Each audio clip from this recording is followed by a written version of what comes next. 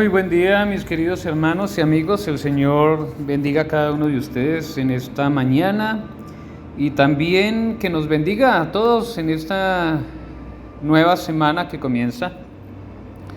Queremos entonces ponernos bajo la dirección del Señor en esta mañana y comenzamos con el estudio de esta semana que tiene como título Viendo al Invisible. El versículo que deberíamos memorizar cada día. Es bueno tener versículos en nuestra mente grabados porque pueden ser nuestra ayuda en un momento oportuno. Y dice así el versículo de memoria para esta semana. Cada día deberíamos recordarlo, ¿ok? Es tu trabajo recordarlo cada día. Lo encontramos en Hebreos, en el capítulo 11, en el versículo 27. Y dice así: por la fe dejó a Egipto, no temiendo la ira del rey, porque se sostuvo como viendo al invisible. Este versículo está refiriéndose a Moisés. Y es interesante, cuando se refiere a la fe, la palabra de Dios, generalmente lo pone en el contexto de las situaciones difíciles que pasaron nuestros patriarcas. Y no es diferente para nosotros. Generalmente nosotros tenemos fe cuando estamos bien. Tanto es que cuando alguien nos felicita porque pasamos la universidad, porque hicimos algún logro, qué bueno, no sé qué, entonces fácilmente de nuestros labios brota la respuesta, gracias a Dios, gracias a Dios.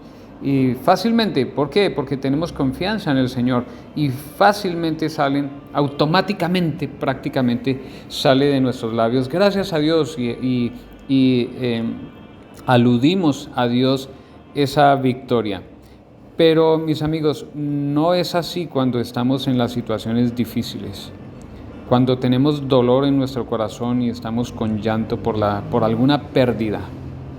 Cuando estamos pasando por unas circunstancias difíciles, no es tan fácil que salga de nuestros labios gracias a Dios o atribuirle a Dios un propósito noble con esa situación que estamos pasando.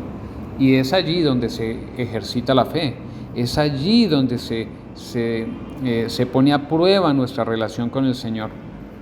Entonces vemos que cuando se habla de la fe, se habla de una certeza. Eso está en Hebreos capítulo 11, versículo 1. Está la definición de la fe, que dice que es pues la fe la certeza de lo que se espera y la convicción de lo que no se ve. Entonces, ¿cómo podemos nosotros estar convencidos de Dios, de su misericordia, de su bondad, de Jesús y su amor y su revelación del Padre por su vida hacia nosotros? ¿Cómo podemos estar seguros de eso cuando no lo vemos? Entonces necesitamos contestar esa respuesta para nosotros. ¿Cómo podemos nosotros estar seguros y convencidos y con la certeza y la convicción de lo que no vemos? Entonces difícilmente podemos hacerlo cuando estamos pasando en una situación dura. Generalmente en una situación dura, y es lo que vamos a estudiar en el día de hoy, vamos a ver cómo nuestro Padre Celestial tiene tanta bondad para con nosotros.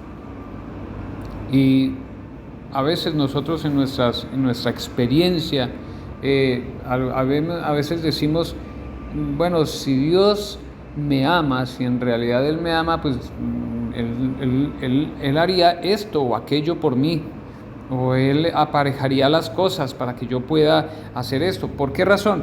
Porque creo que lo que estoy haciendo es bueno.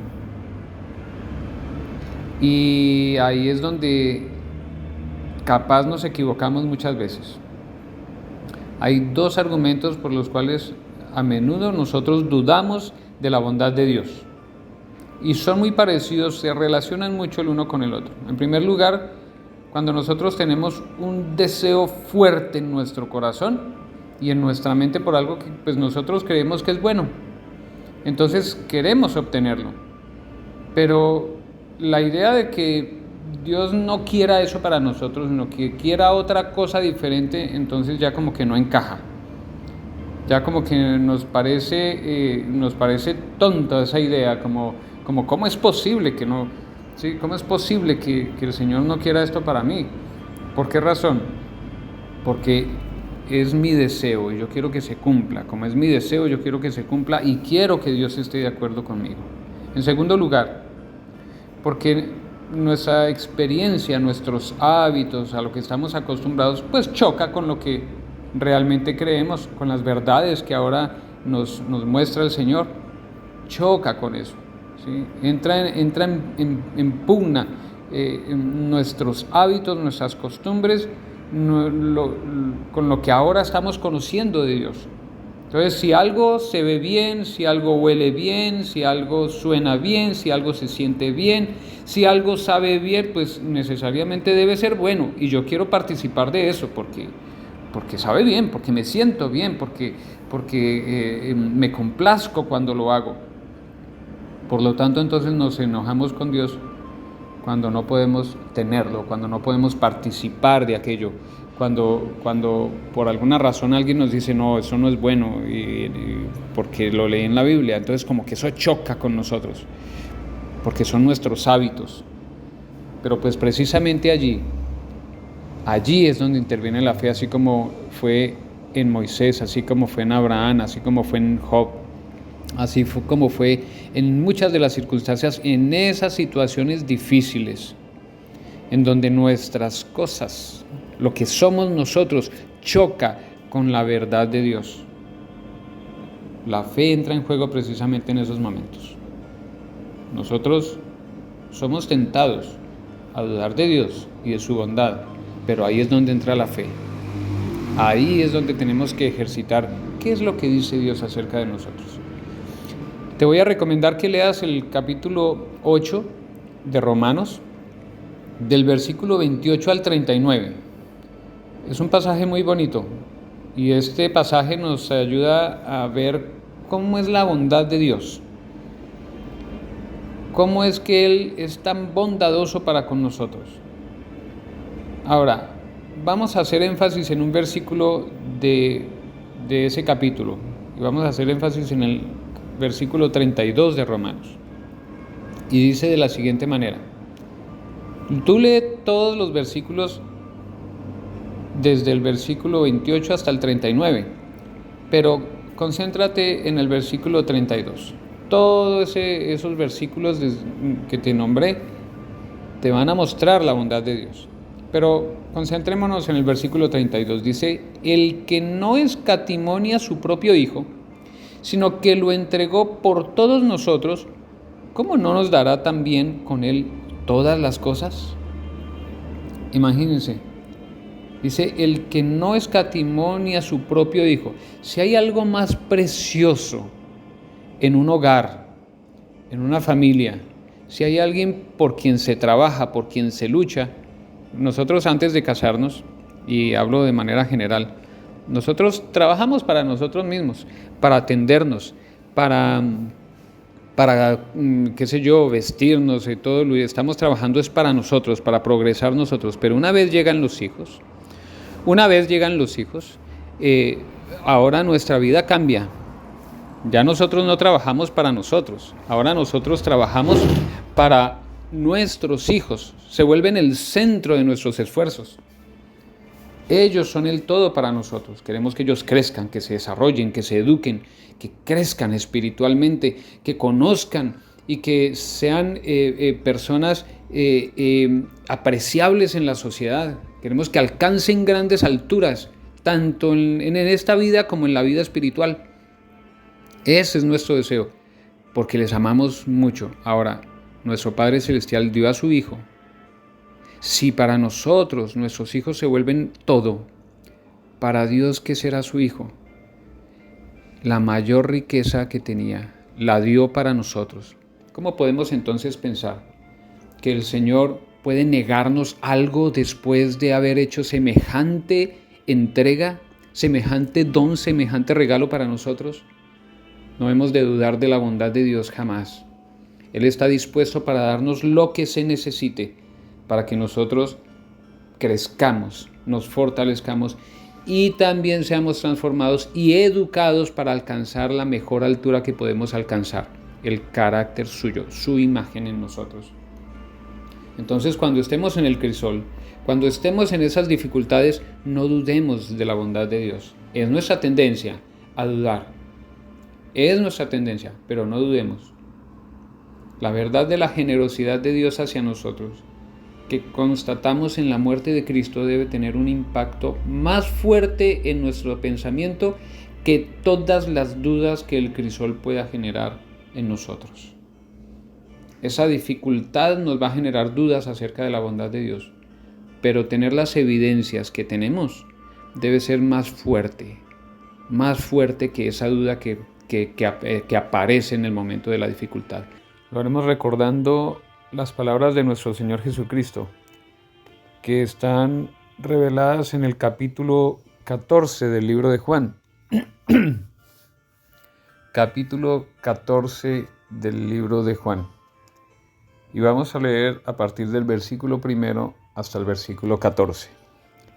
Mientras leemos, recuerda que la palabra de Dios es una carta personal para ti y para mí. Es una carta personal, como si fuéramos los únicos sobre la tierra para quienes fue escrito. Toma estas palabras de manera personal. Son para ti. Pon tu nombre allí.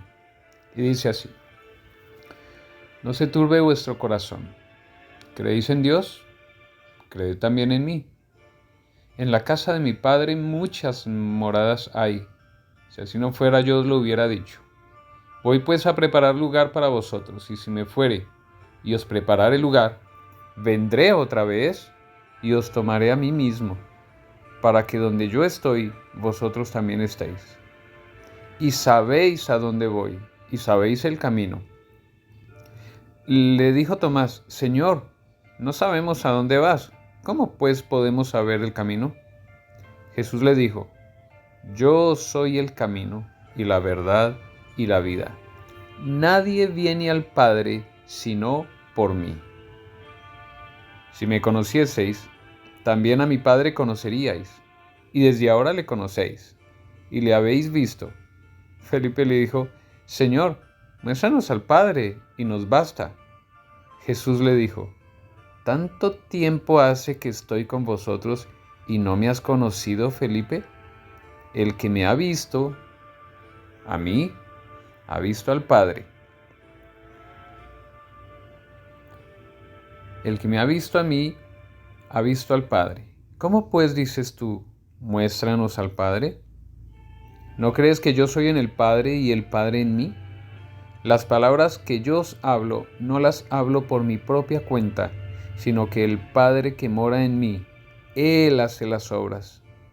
Creedme que yo soy en el Padre y el Padre en mí. De otra manera, creedme por las mismas obras.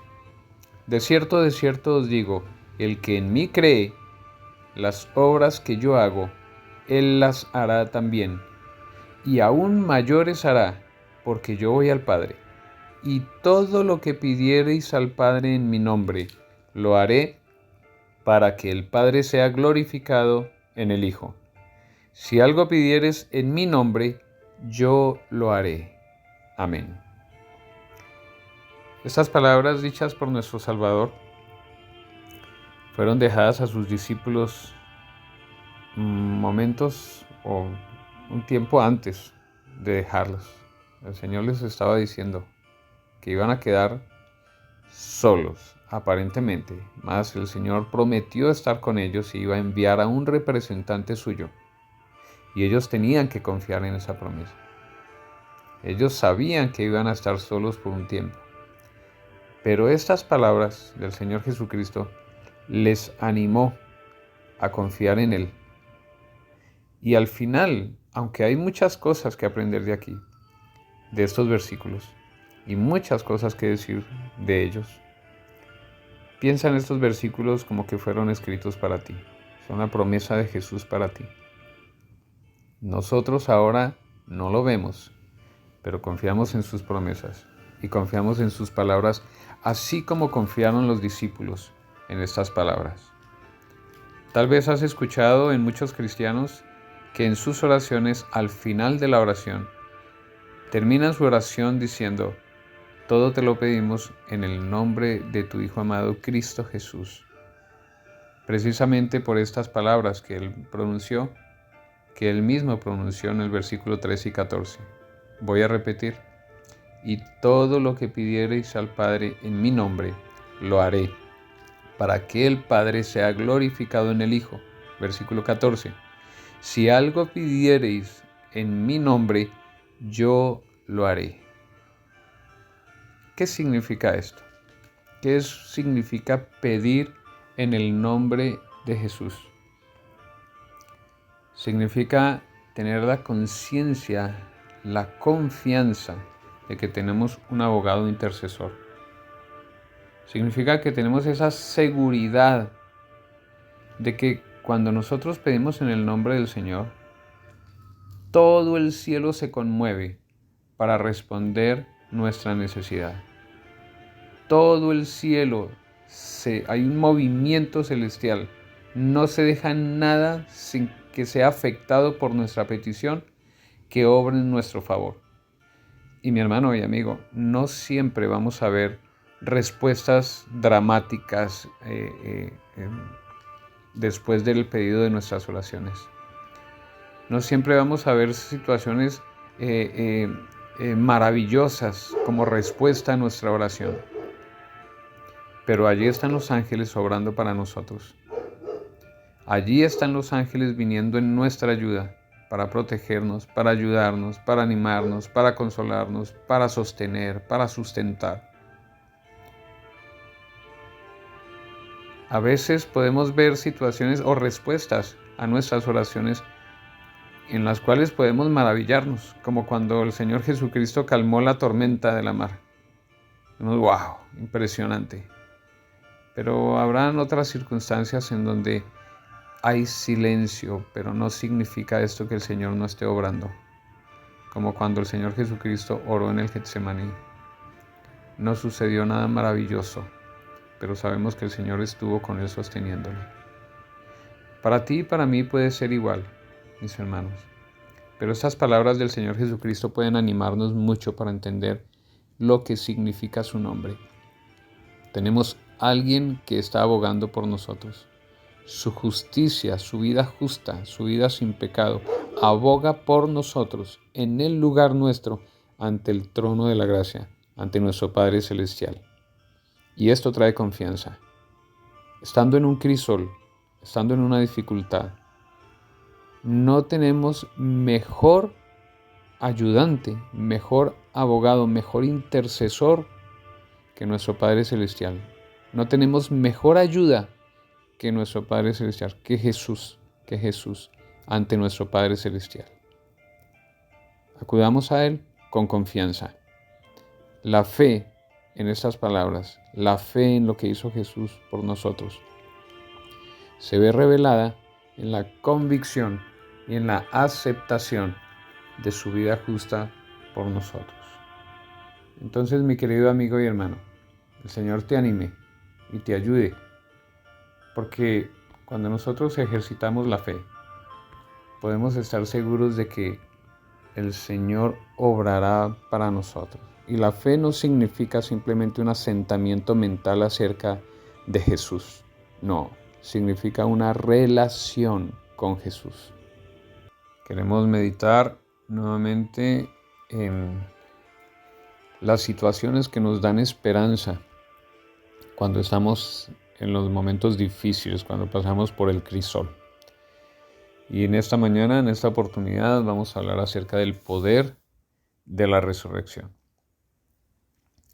Ustedes y yo sabemos que el hecho de que nuestro Señor Jesucristo haya resucitado, haya tenido una vida justa, haya ofrecido su vida en la cruz y por último haya resucitado, estos eventos son los que nos garantizan a nosotros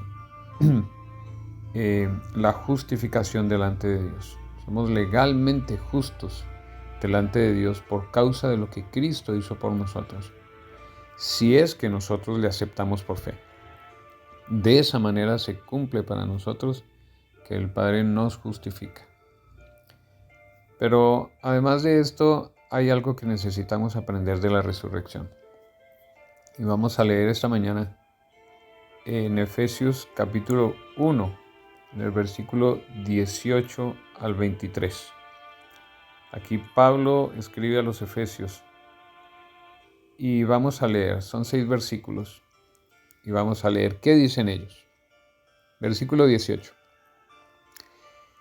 Alumbrando los ojos de vuestro entendimiento, para que sepáis cuál es la esperanza a que Él os ha llamado, y cuáles las riquezas de la gloria de su herencia en los santos, y cuál la supereminente grandeza de su poder para con nosotros los que creemos, según la operación del poder de su fuerza, la cual operó en Cristo, resucitándole de los muertos y sentándole a su diestra en los lugares celestiales, sobre todo principado y autoridad y poder y señorío, y sobre todo nombre que se nombra, no solo en este siglo, sino también en el venidero, y sometió todas las cosas bajo sus pies, y lo dio por cabeza sobre todas las cosas a la Iglesia, la cual es su cuerpo, la plenitud de aquel que todo lo llena en todo. ¿Ok? Qué palabras tan preciosas. Aquí el Señor a través de Pablo está diciéndole a su iglesia, está llenándonos de esperanza acerca de ese poder que fue ejercido para la resurrección de nuestro Señor Jesucristo y cómo ese poder manifestado en la resurrección de Él nos llena a nosotros también de esperanza. Porque podemos entender entonces, según estas palabras, que nosotros no solo fue para devolverle la vida a Jesús, sino que nosotros somos el objeto del poder manifestado en esa resurrección. Para nuestro bien fue hecho. Y para recordarnos entonces que tenemos dos cosas en las cuales está basada nuestra esperanza. Pero antes de nombrarlas, quiero recordarles, mis hermanos, que esta resurrección fue significativa para nosotros. Cuando nuestro Señor Jesucristo resucitó, no solo no solo nos da una esperanza a nosotros, por el hecho de que vamos a resucitar también, sino que, ojo, después de que el Señor resucita, se sienta a la diestra del Padre. Y le es dado, ¿qué cosa? Autoridad y poder absolutos. Significa que Él tiene poder para cualquier otra cosa. Le es restaurado lo que Él había dejado anteriormente para venir a compartir con nosotros. Le fue restaurado su poder y su autoridad. Esto nos llena de mucha emoción, porque tenemos un sacerdote todopoderoso que aboga por nosotros, que nos ama y que está listo para ofrecernos ese poder en nuestra ayuda. Entonces hemos de entender dos cosas, mis hermanos. Que tenemos la esperanza de una transformación y un futuro eterno con el Señor. Ese es uno de los aspectos que nos trae esperanza. Vamos a ser transformados así como el Señor recibió vida y ahora está sentado a la diestra del Padre. Nosotros también seremos transformados en un abrir y un cerrar de ojos. De muerte pasaremos a vida, y no cualquier vida. Y en segunda instancia, porque el poder se manifestó en nuestro favor, para nuestro bien. Y ese poder está dispuesto ahora para ti y para mí. Ese poder revelado en la resurrección de Jesús es el mismo poder que se nos ofrece hoy. Está a nuestra disposición para vencer aquí en la tierra y para participar en el cielo con las glorias eternas. Tal vez haya alguna faceta en tu vida que necesitas comprender que el poder de Jesús puede rescatarte de ahí, de esa situación de tu vida. Tal vez haya situaciones en donde tú necesitas recordar estas palabras. Apliquémoslas. Es una esperanza, es una promesa, para nosotros, que nos trae esperanza, que nos anima y que nos pone en el lugar correcto, porque nosotros no somos de este mundo. Somos peregrinos en este mundo. Nuestra ciudadanía está en los cielos. Entonces nos coloca en el lugar correcto.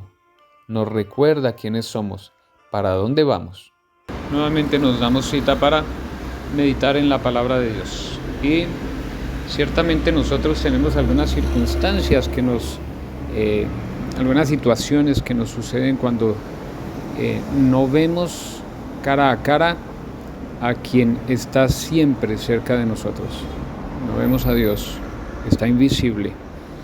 Y generalmente cuando enfrentamos situaciones difíciles, sufrimos inclusive algunas ansiedades porque no recordamos que a nuestro lado hay un ayudador seguro.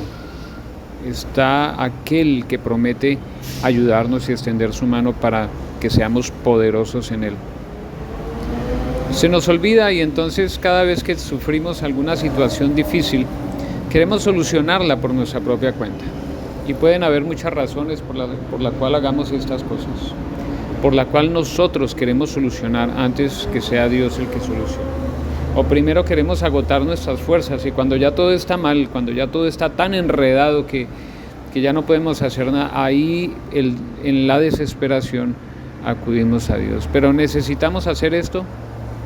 Realmente no necesitamos hacer esto. Debería ser lo primero que buscamos, lo primero y lo último.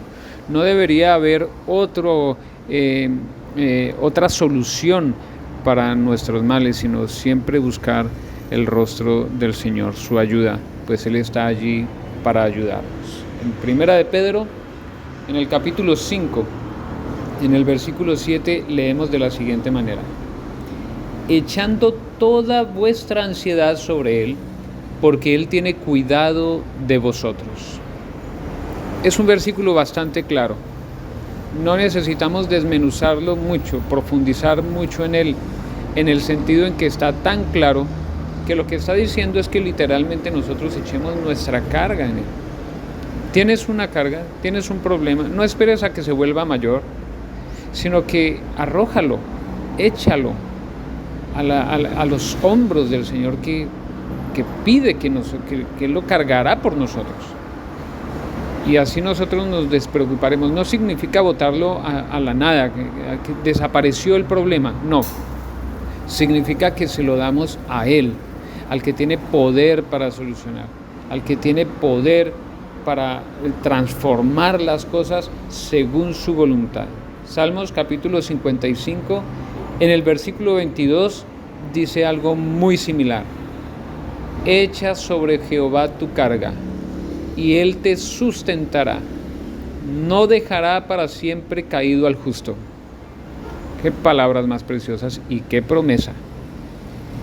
Esas promesas deben ser el soporte de nuestra vida, sobre todo en los momentos difíciles.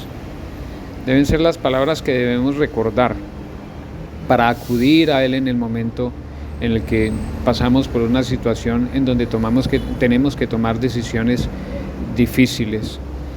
En cualquier situación difícil que se nos presente, hemos de buscarle a Él. Él prometió ayudarnos. Él prometió que hay cosas más importantes que buscar la solución por nosotros mismos. Generalmente uno de los problemas por los cuales nosotros no buscamos a Dios en primera instancia, y hemos de pensar en esto muy bien, es que nosotros muchas veces sabemos que Dios puede solucionar nuestros problemas, solo que nosotros queremos que sean solucionados en la manera en que yo quiero que sea solucionado. Y ahí hay un inconveniente.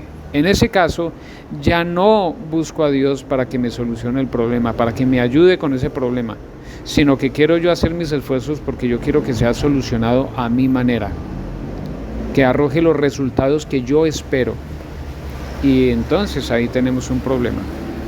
Pero el Señor nos anima y nos dice que vayamos a Él y que nos preocupemos primero por buscarle a Él antes que cualquier otra ansiedad que tengamos. Mateo capítulo 6, y vamos a leer los versículos 25 al 33.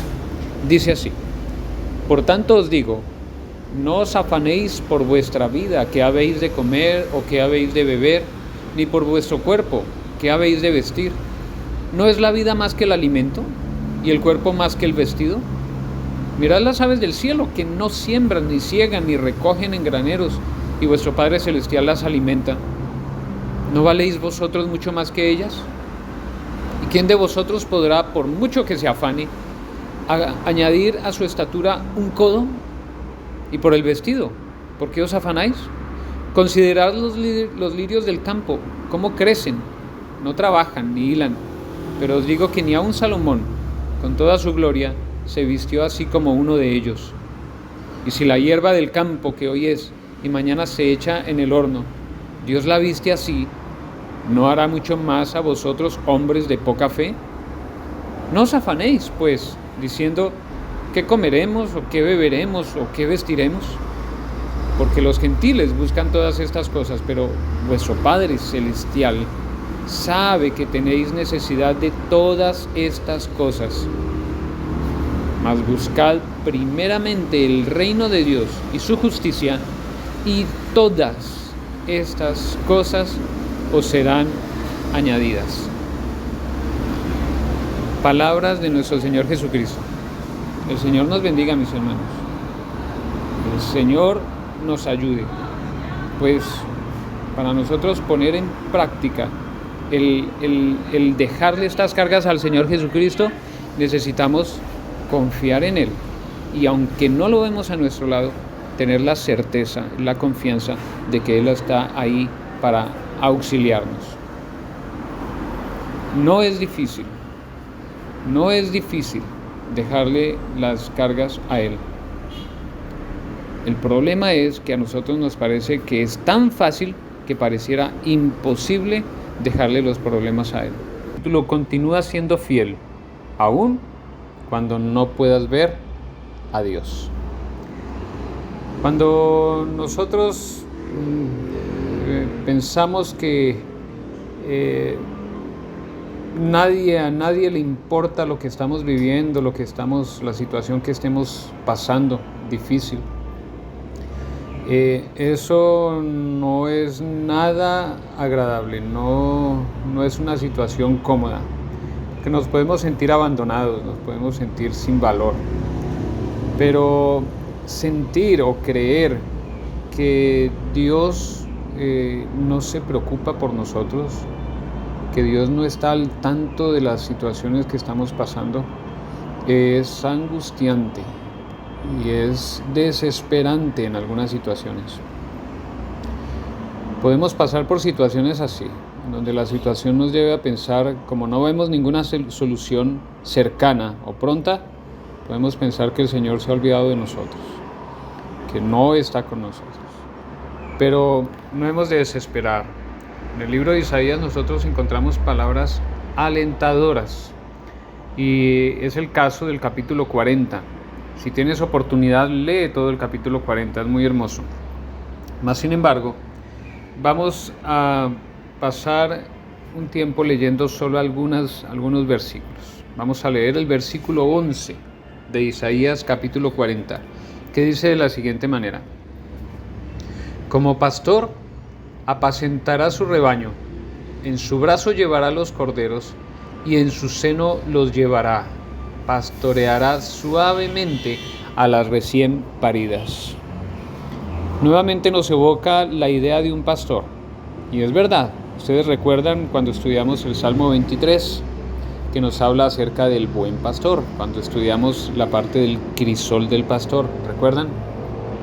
Aquí nuevamente evoca esta idea, que nuestro Dios nos cuida y nos guía y nos lleva. Puede hacer que nosotros nos apartemos de Él como ovejas descarriadas, pero Él nos cuida, nos busca, nos encuentra y nos alza en sus brazos, nos acerca a su seno. Esto es para nosotros palabras de aliento, que a pesar de las circunstancias cualquiera que sea que estemos viviendo, nosotros hemos de saber que el Señor está pendiente de nuestras situaciones, pendiente de nuestros problemas. Él conoce y quiere tratar con ellos. No solamente quiere que nosotros recordemos que Él está a nuestro lado, sino que también nos ha demostrado que Él quiere hacerse cargo de esos problemas cuando nosotros acudimos a Él en busca de su ayuda. Así estaban en ese tiempo, el contexto de estos versículos era porque el pueblo de Israel estaba exiliado y estaban pasando situaciones difíciles. Y ellos llegaron a hacerse una pregunta: ¿dónde estás, Señor? Para ellos era imposible que el Señor estuviera al tanto de su situación por la situación en la que estaban pasando. Seguramente habrá personas a tu lado, cerca de ti, que pueden estar pasando por la misma situación, o tal vez tú mismo. Pero recordemos, el Señor está a nuestro lado. Miremos qué dice Isaías más adelante, ahí en el mismo capítulo, qué características nos da de Dios con el relato que tiene a partir del versículo 27 al versículo 31. Vamos a ver qué dice. Dice de la siguiente manera: ¿por qué dices, oh Jacob, y hablas tú, Israel? Mi camino está escondido de Jehová, y de mi Dios pasó mi juicio. ¿No has sabido, no has oído que el Dios eterno es Jehová, el cual creó los confines de la tierra? No desfallece, ni se fatiga con cansancio, y su entendimiento no hay quien lo alcance. Él da esfuerzo al cansado y multiplica las fuerzas al que no tiene ninguna.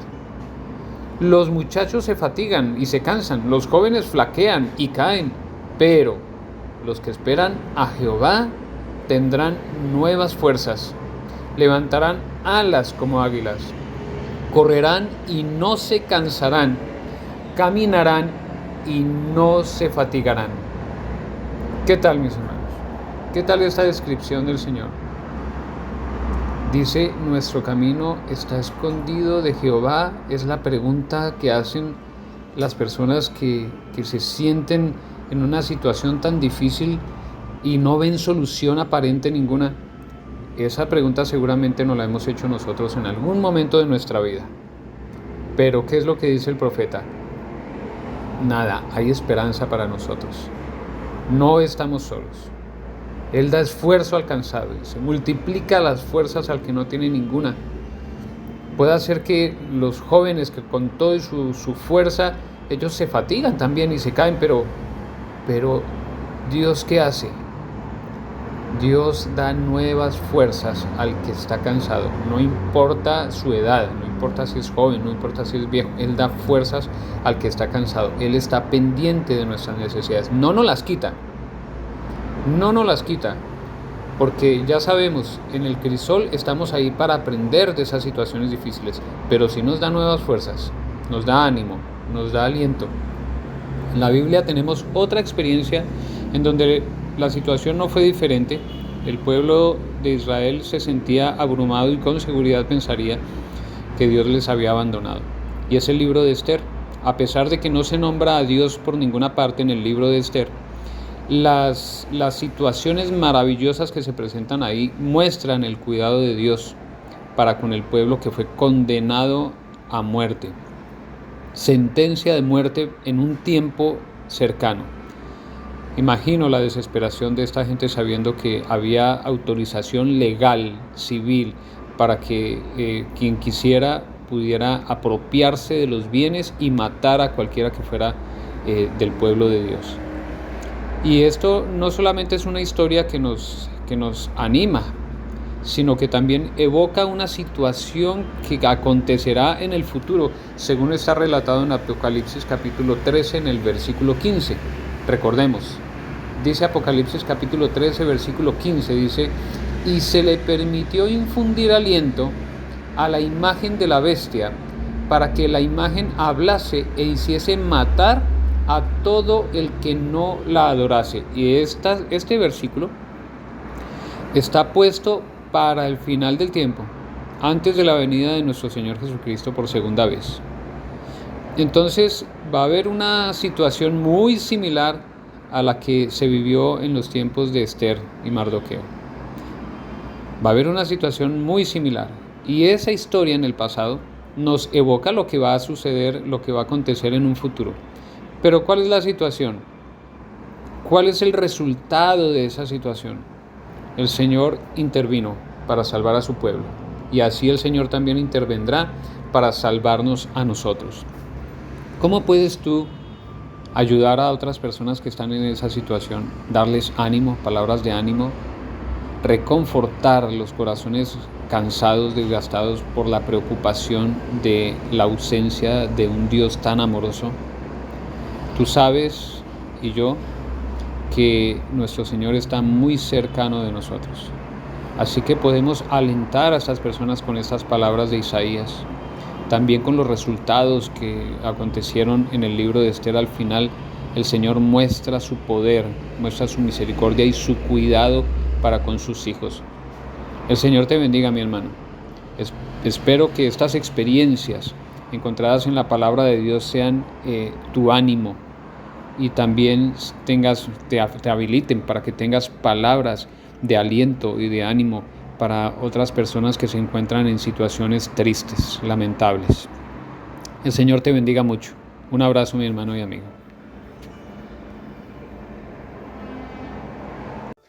Buen día, mis queridos amigos y hermanos.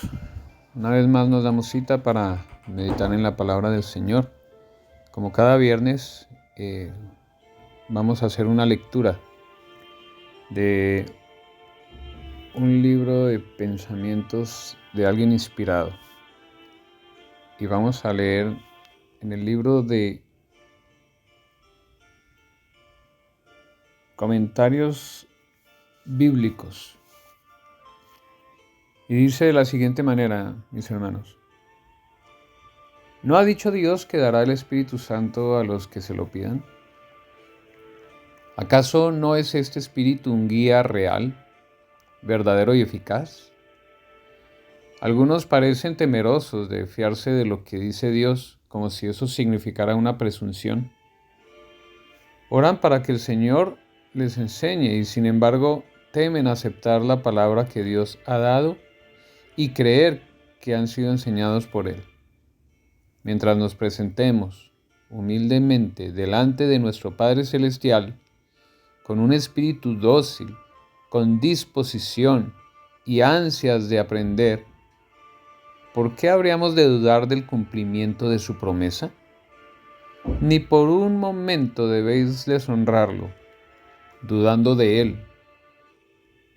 Cuando hayáis procurado conocer su voluntad, vuestra parte en la cooperación con Dios es creer que se os dirigirá, que se os guiará y bendecirá en el cumplimiento de su voluntad. Quizá tengamos que desconfiar de nosotros mismos para no interpretar mal sus enseñanzas, pero confiad en Él hasta lo sumo, para que el Espíritu Santo os guíe a fin de que interpretéis correctamente sus planes y la obra de su providencia. Esto está en los comentarios bíblicos de Elena de White. Ahora bien, pensando en estas palabras, ciertamente, hermanos, nosotros hemos de interpretar correctamente sus enseñanzas, pero esto solo se consigue a través de la comunión con Él y confianza en su palabra, en su voluntad, confianza en sus promesas, de que Él estará con nosotros y nos guiará aún en los momentos difíciles. La duda o las dudas que generalmente aparecen en los momentos de conflicto deben desaparecer. Debe haber confianza nuestra en su palabra. Testimonios para la Iglesia, hay un párrafo que dice de la siguiente manera: la fe se fortalece al entrar en conflicto con dudas e influencias opositoras. La experiencia obtenida en estas pruebas es de más valor que las joyas más costosas. ¿La qué? La experiencia, mi hermano. La experiencia obtenida en estas pruebas es de más valor que las joyas más costosas. Así se fortalece la fe. Porque cuando entran esas dudas en los momentos de dificultad, nosotros nos aferramos a la firme promesa de Dios. Ahí se fortalece la fe. Es ahí cuando encuentra oportunidad el ser humano para aferrarse a las palabras del Señor y confiar en que Él hará. Y cuando hacemos eso, le damos gloria a Dios. Y no salimos chasqueados, porque el Señor sabe qué es lo mejor para nosotros. Voy a leer un texto más en esta mañana. Y este texto lo encontramos, más bien un versículo que recordaremos del estudio de esta semana, que está en Isaías, en el capítulo 40 y versículo 31.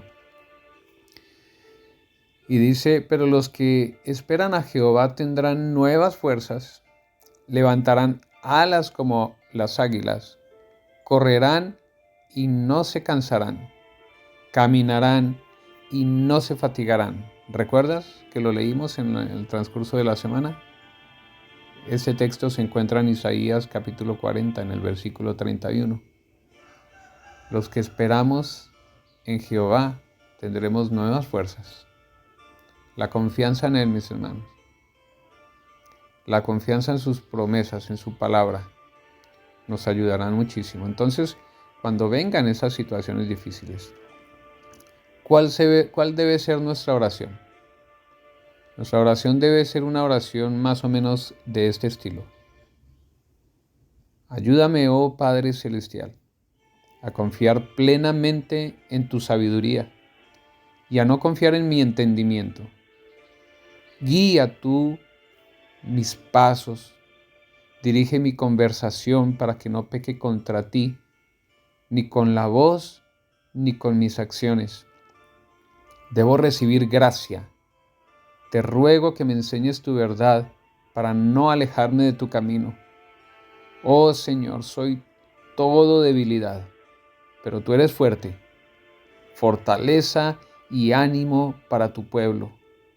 Si nosotros nos esforzamos con diligencia para que seas nuestra confianza. Tú, Señor, eres bueno y misericordioso. Quiero que mi ofrenda de gratitud ascienda constantemente a ti. Anhelo tener una comprensión mayor de tu bondad, de tu amor inmutable. Anhelo diariamente las aguas de vida. Encuentro continuamente mi fortaleza en ti. Mi dependencia no debe vacilar. Ningún instrumento humano debe interponerse entre mi alma y mi Dios. Señor, tú eres mi única esperanza. Confío en ti. Y tú nunca, nunca me chasquearás. Hasta aquí me has ayudado, cuando he estado desanimado. Te agradeceré siempre y alabaré tu santo nombre. Te alabaré porque puedo confiar en ti en todo tiempo. Eres mi salvación y mi torre de fortaleza a la que puedo correr en busca de seguridad.